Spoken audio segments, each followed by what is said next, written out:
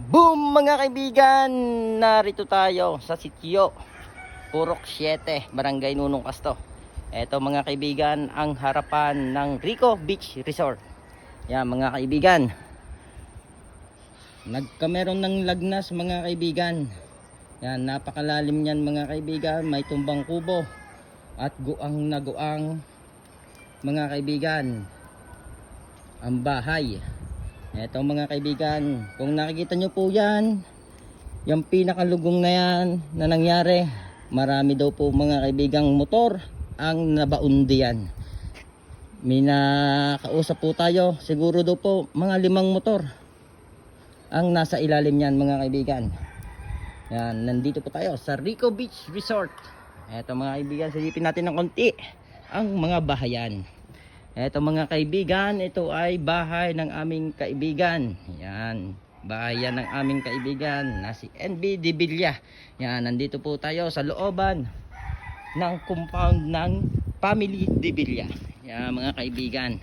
Ito po mga kaibigan ay dating daan na puno ngayon ng yabat. Yan, may sasakyan po na stranded mga kaibigan. De Villa family. Nandito po tayo mga kaibigan. Napakakapal din po ng mga yabat dito sa Barangay Nunong Casto, Lemery, Batangas.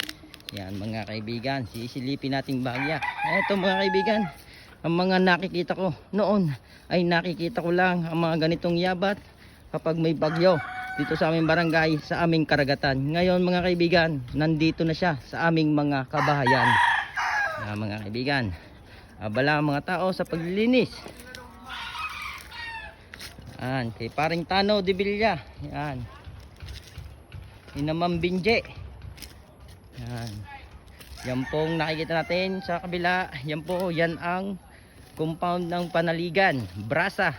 Yan mga kaibigan, ang compound ng Panaligan.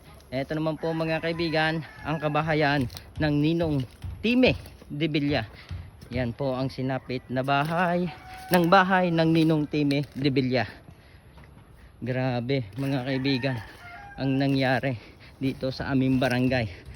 Sadya naman po, mapapaiyak na lang kayo. Grabe ang tindi ng pangyayari. Biglaan to mga kaibigan, hindi po namin to inaasahan. Yan po ang bahay ng Ninong Time.